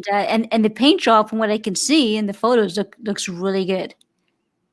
Is this the piece that you're looking to get? No. Oh, okay. No, it looks great. Mm-hmm. But I think I mentioned to you in text, I still kind of, I'm happy with my Hot Toys,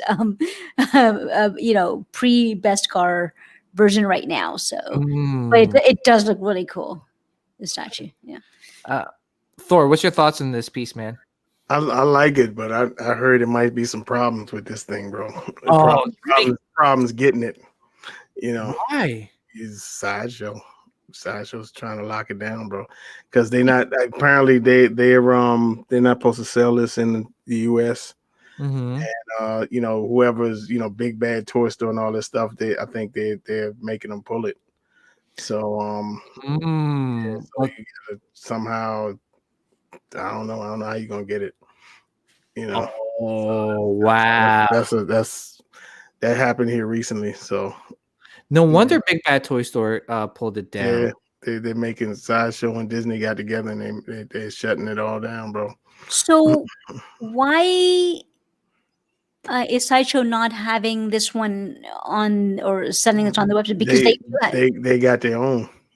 But they've sold dual statues before from other companies. Like, so, Iron Studios would have their own Batman and Sideshow would have their own Batman. What do you guys think then? Well, I think they're both the same scale, probably. I think the same scale, the same. Yeah, the same kind of. It's really similar, kind of. Yeah, so I think, yeah. So I might have to talk to a certain somebody. Yeah. You better do it quick because that might be the only place you can get it. Yeah, I wonder if I gotta talk to them and make sure. Like, by the way, if you guys are looking to purchase this piece, like, hit me up.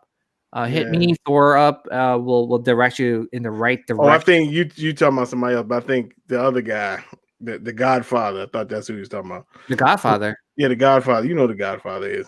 Oh, okay. Who's the Godfather of statues, bro? Oh, okay, gotcha. Yeah. Okay, I think I know who you're talking about. Yeah. So, okay. I know we're speaking code here, but yeah. I don't want nobody get in trouble. That's right, and that's the reason why we're speaking in code here. Yeah. So, obviously, anybody that's looking to get this piece, like hit me up, hit me or Thor up on the. Well, you can hit me up on the Scum and Villainy Facebook group. You can hit Thor up on the DCX Open Mic Facebook group. And we'll steer you in the right direction. Hopefully, you could try to get this piece before hopefully, there's not any more issues besides the one that before the Empire show up. Exactly. Wow. Before this gets contraband. So let's. Jerry Brown brought up a good question. Is there a price yet? Do we know? For the answers? Well, it was $7 retail, $750, yeah. But I think if you getting in where we talking about getting in, it's like $850. Yeah. Yeah. So yeah. Don't worry, guys. We got $850 ship. We got you guys. Act now or forever hold your peace. But yeah, Thor. Besides the drama. Oh yeah, no, it's cool. I like it. Yeah, the one thing about this piece that I do want to point out is, I think this is lighting, but with Grogu, he looks like he's been smoking a lot of ganja. Nothing wrong with that. He looked like he's high, as he's like hotboxing the freaking pram. But you try having a whole bunch of bounty hunters chase you and see if you don't hit no weed every now and then. Yeah, no. I'm pretty sure around that scene when they're all in the campfire, I'm pretty sure he hit up a big huge bong. But I think this piece is really, really good. I'm definitely gonna pick it up. I really like the pose. It's more of a natural pose as opposed to Sideshow, which we'll talk about in just a second. Yeah. I know a lot of people were saying there were some inconsistencies with some of the armor or even the pram itself. I know with the Sideshow pram, the pram itself is metallic, and some were saying about the armor, like his knee armor is definitely different from, I don't know, Star Wars fans, they're like really, really like screen accurate. It has to be screen. I mean, I haven't like really like researched it a lot, but I probably will. For maybe I'll do it for the next episode that we do. But I like this piece. Everything about this piece is just seriously detailed. I love the Stormtrooper helmet on the base. I love like the weathering on his helmet and all around his Beskar armor. But yeah, the base itself looks really good. I love like how the pram's kind of hovering over like those like rocks and stuff. And that's how it's being held up also, is through those rocks. And that cape is sculpted. Is it correct? Yeah, the cape is sculpted, which is, I don't know how you guys feel about that. Like, would you guys rather have like a mixed media cape or like the sculpted cape is better? No, it doesn't matter. I think sculpted will work fine. Yeah, I like sculpted capes. Yeah, but I think overall this looks good. And we're going to talk about the Sideshow one in just a second, because I want to get your thoughts on which is, like, in your opinion, the better Mando. And if you had to pick one, which would you choose? I mean, I have an idea which you guys would choose, but here it is. Like, Thor, what's your thoughts on this piece compared to the Iron Studios one? Well, to me, the Iron Studios looks more like he does on the show, like far as the armor wise. A lot of people like get on the pose of this one, but to me, when I don't know if it's their interpretation or whatever. Just to me, the Iron Studios one, like the Beskar, looks more show accurate to me. Yeah. And I like the base bet on the Iron Studios. Now this is painted well. Don't get it twisted, but I just if I had to choose one, I'd go Iron Studios. That's just me. Yeah. How about you, Gina?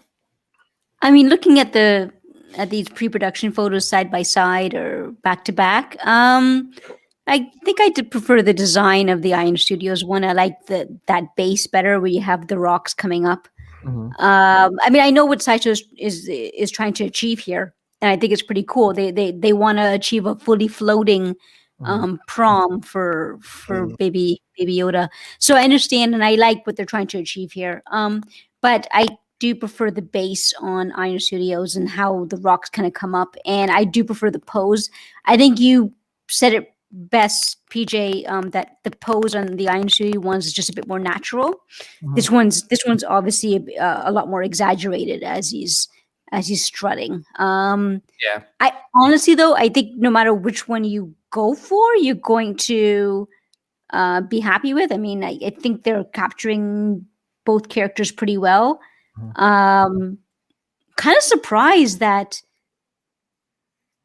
Star Wars sort of licensed the exact same pose to two different companies like this, because usually they're not supposed to.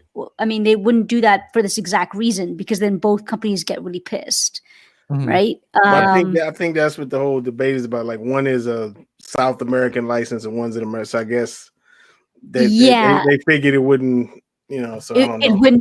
It wouldn't conflict, right? Yeah, that was you can only sell it here, but yeah, I do prefer the Iron Studios one. Looking at it side by side, or back to back, yeah. I mean, I'm with you guys. If I had to pick one, I would definitely pick the Iron Studios version, just because it's like I said before, it's a more natural pose. The base is better.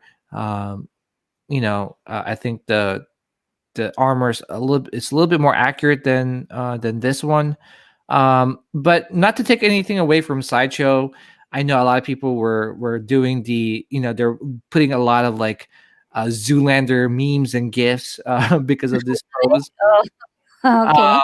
But I see what they were trying to capture, and I usually, when I look at the piece, I try to understand what the pose that they were going for, and I seriously, and I wish we definitely should try to talk about that, and maybe in another episode, maybe if some of these artists or sculptors that sculpt these pieces, maybe they should come out and try to explain the pose and what they're doing. How they have the behind the scenes with some of these how the paint application works or the paint process works, and some of the sculpting, how that works. It'd be nice to see it what goes through a sculptor's mind as they're sculpting a piece like that. And they did the painting version of this. They had Sideshow had the behind the scenes painting of this.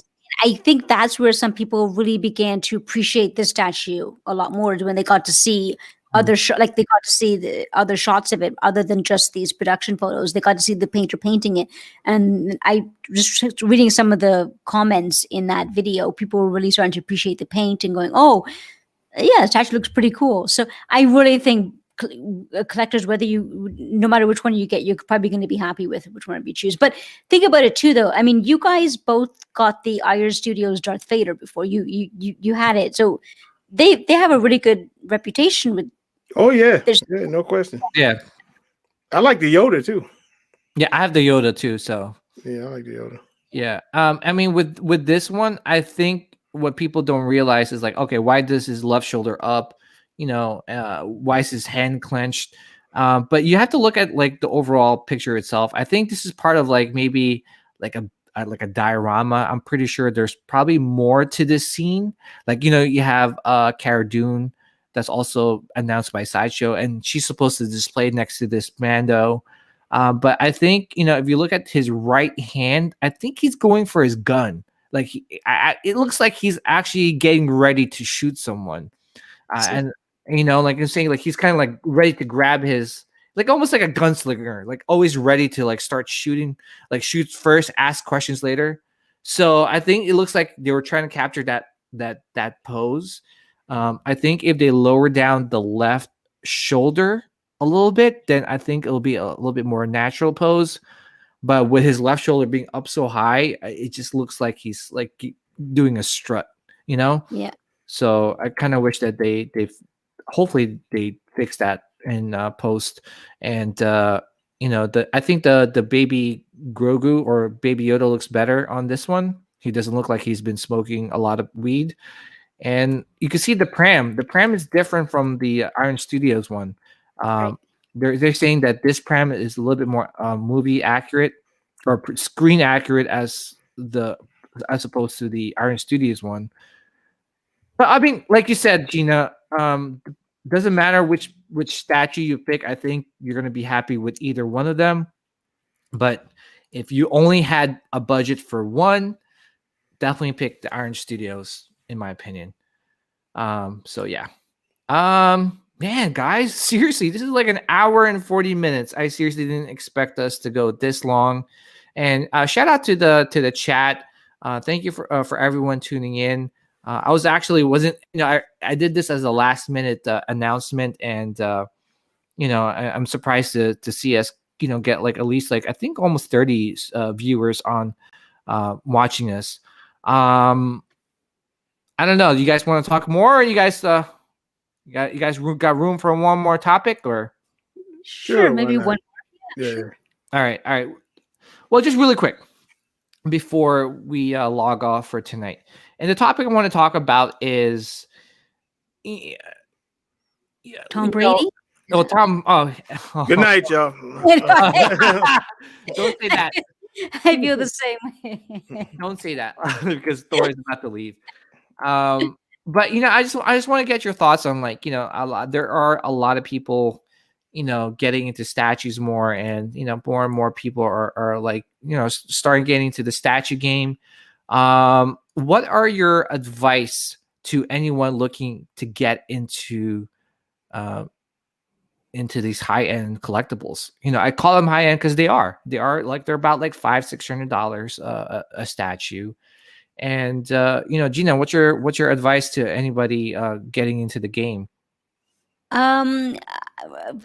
Firstly, I would say maybe go for or put your time and your money into statues that really appeal to you and that you love.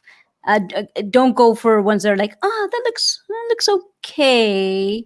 Yeah. It looks okay, I think that's a mistake that I made, that a lot of collectors make. So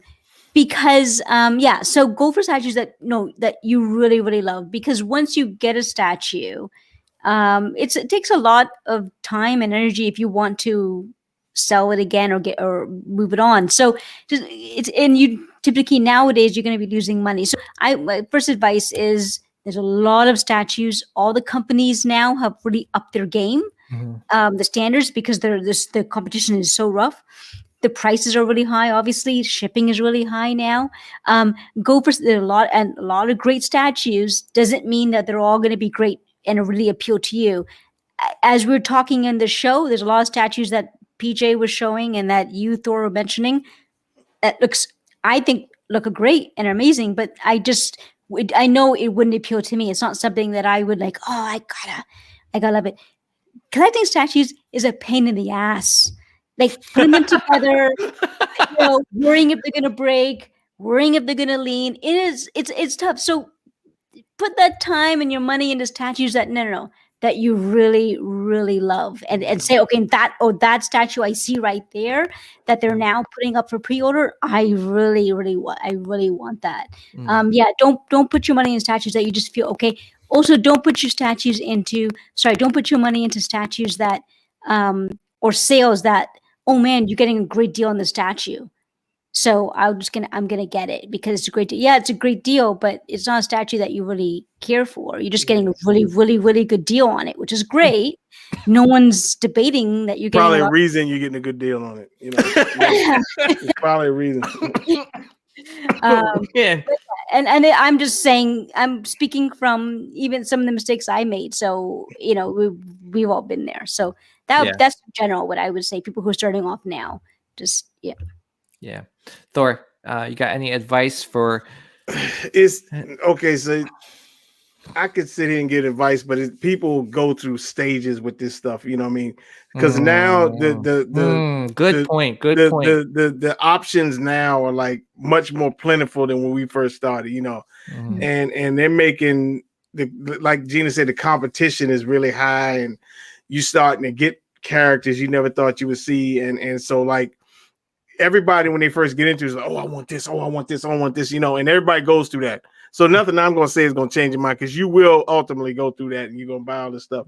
And then but again, I back up what Gina said. You gotta buy the stuff that you love, because eventually if you just buy anything and you'll look at some of this stuff, is like, this is cool, but I really don't care about this piece, you know what I mean? And it's like, because people get on me, it's certain Sith pieces that I don't want, because I really could care less about, like some couple of them I think is kind of plain. One of, like, a lot of people are like, why you don't have the Asajj Ventress? I was like, well, I never really cared about him on the show, and so I really don't need the statue, I mean, great statue, I just never really, so yeah, it's different when it's somebody you got affection for. And when they, I would say this, when they make that, when it's your guy or girl or whoever and they make like that perfect like the Vader Mythos, it's like, it's nothing better far as collecting, what I mean? So when you achieve that statue nirvana, then that's what everybody strives for. Great. So great advice. That's everything else, the shipping and stuff, that's all just comes with the game, that's all a pain in the behind. But I would say, one, figure out where you're gonna put this stuff. And then two, you better have some storage space to hide to put these boxes and stuff. Oh, so don't throw the boxes away. A lot of people, when they first got into it, threw the boxes away, because you might move or you might decide to sell it and you need the boxes, and the price goes down if you don't have the box. Yeah. So that's best advice I can give you. That's great advice. For me, anybody, my advice to anybody that's getting into the statue game, like Thor said, it's all different stages in terms of like collecting, which is a great point that he brought up. But for me, just buy just do your research. Just watch a lot of YouTube channels, a lot of reviews, a lot of like what I did. For me, I watched, like I said, like Cartel from Hell's video like 100 times before I pulled the trigger, because I wanted to know what was wrong with the statue, what it needs, all these like different things that that made me pick up that piece. Also, just buy your first piece, like for example, like the Asajj Ventress. Don't let, like, if that's something that you like, if that's a character that like really interests you, pick it up. And on top of that, that piece, that statue is a work of art, like seriously. And it's very rare to see a statue that appeals to all collectors, Star Wars fan and non-Star Wars fan. So, for me, like, look into a payment plan, obviously eat a lot of ramen noodles, so eat a lot of spam, bologna. Yeah. But yeah, payment plan is always an option. And also another thing too is that just look at everyone's experience with collecting statues. Like, like for me, when I got into the game, I went into the Facebook groups. First of all, don't listen to the negativity, because negativity, you could easily be drawn into the negative energy and be part of that gang mentality when someone's like trashing a piece, right? Try to put yourself like towards like the positive side of the collecting, because with the positive side, you're gonna see a lot of collectors like Thor and Gina give you guys like fair advice on a piece. Like, they'll critique a piece and actually give you constructive criticism of why they like or don't like that piece. Because you're gonna see a lot of like collectors out there. They're just gonna trash a piece just to trash a piece. They're like, oh, I don't like. Like for example, that Baby Yoda, right, Gina? I think you and I talked about it. Remember? I was like, like Gina hit me up. Is like, she saw me kind of like why, like seeing like I was kind of defending the child statue because it was being bashed in all the Facebook groups, but it's not fair because then you're taking away collectors who are really interested in that piece that might want to get it. It may not be for them, the people trashing it, but it's for those people that really love the character. And now you're just kind of, they're like this swaying them on the other side. But yeah, seriously, like, my advice, look into lining yourself up with positive collectors in the community like Thor and Gina, who give like seriously, like, great criticism. Like, I don't know. Like for me, I'm like, I like it. It looks great. It's epic. I'm very like used to though. I mean, now that I'm into hot toys, I'm looking at your review. I'm like, the minute it comes up, I mean, now that's what you're mostly putting out there. And I'm looking, and the minute it comes out, I'm like, okay, I want to see this hot toy. I want, and your quality is so up there. Oh, thank you, Gina. And I mean, like, yeah, with the quality, and I'll promise you that $100 later after the show. I'm not sure what lens you're using, but you're using the proper lens for those hot toys, and to get really close-up shots and the nice circular shots. And but what you have to say is really useful. I watched your review on the Gronk and the Gronk droid, and that thing, and you were just totally honest, and you were just like, this, right? Yeah. But you did it in a way that you weren't bashing it. You're just like, you being honest. This is how I feel. This is what I think needs to improve, and this was a shame. And it's also the way that you present it, I think, is really valuable. So you're just not there for just to spout negativity. You're there to give an honest opinion. And you're doing so you're doing it as you're just presenting information rather than just like bashing and whatever. But but I think too what you said is so important.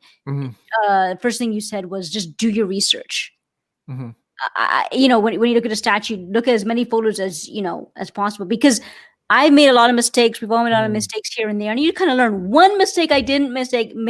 The only thing I'll raise my hand and say, okay, I did from the very beginning was research. Like look at as many photos or look at as many YouTube videos before, if you're interested in a statue, so that you're not surprised, right? And that's the one thing that I kind of get surprised about when I see people's comments like, oh, I got the statue and the bag part is made of plastic, and it was like, everyone knew that's what the bag part of the statue like it was. People have mentioned it in their YouTube videos, or it was mentioned on the website and so do your research before you buy. That is number one, and I think that's great advice, PJ. It's like, just do as much research before you to know what you're getting and what you're buying. Yeah. And you know what? Art is subjective, and all these pieces are work of art. Like, you look at this piece and like the Mythos, they're just the perfect example of art. And let me tell you, I took art appreciation, and like the art that they showed me back then is not like something I would appreciate, but this stuff I totally appreciate. And they're all like subjective. If you may not like one piece, but guess what? Someone else does. And I don't know. I don't want to go off on a tangent here, but seriously, if you're getting to the game, do your research and buy your first statue and see how you feel after that, and then go from there. I think that's just my only advice to you guys, and eat a lot of Spam and ramen noodles. But yeah, guys, this is a great first episode of season 2, and just to let everyone on the chat know, thank you. For tuning in. Thank you for making this a great episode and a great start to season 2. Obviously, you guys are seeing that there's a lot of changes. I want to first again welcome Gina B to the team. Thor, thank you, Thor. Like seriously, Thor, you're always been a true brother, true Sith Lord. And I'm really happy to call you that, and really appreciate all the love and support you've given me throughout the years. We went through a lot, man. Order 66, yeah. Thor and I go way back when, and including Gina too. And I'm so happy that she's joining the team. To anyone still listening in the chat, please subscribe to the SithCast YouTube channel. A lot of the live streams are going to be here. Also, check us out on Google Play, Stitcher, Apple Podcasts, and Spotify. I'll try to put this episode up tonight if you guys missed most of it or all of it. And thank you to all you guys. I really appreciate all the love and support. But before we log off, Vader Damas, any things coming up for DCX open mic? Besides all these massive unboxings and marathons, and actually we got open mic Friday, and nothing too just the usual reveals and all that stuff. Saturday, King is getting his, speaking of XM Hulkbuster, he's getting his XM Hulkbuster. So he's gonna live unbox that on Saturday, 5:00 Eastern time on the show. And after that, I don't know. I think Junior got a whole rack of stuff he gonna unbox next week. Well, no, that's the following week. Yeah, so that's late on down the road. But as far as I know, it's just King is unboxing his Hulkbuster, and then the show Friday. So other than that, just got to play it by ear. I hear you. Gina B, any things coming up on your channel in terms it's of? Been a while since I've just been so busy at work now. So it's been a while since I put up a review. I'm halfway through doing, really late on this review. I was doing a review on the XM Dark Phoenix. I was halfway done editing that. It's already filmed and everything. I was editing that. And then I guess I want to do the Asajj Ventress next. Oh, I can't wait for that review. It took me a while though, but yeah. So, but and then maybe this guy. We'll have to see. So yeah. All right. Well, definitely check out Gina B's YouTube channel. And yeah, guys. So again, a lot of changes happening on the podcast. We're going to be mostly talking about a lot of Star Wars collectibles. And we'll also be talking about a lot of Star Wars stuff along the way. But just not really mainly talk about Star Wars theories and all that stuff. Just because there's so many podcasts out there that talk about it anyway. But there's not a lot of Star Wars collectible podcasts, I think, in my opinion. So hopefully you guys enjoyed the show, enjoyed the podcast, and really appreciate it. And take care, everyone. May the midichlorians be with you guys always and forever. Peace out.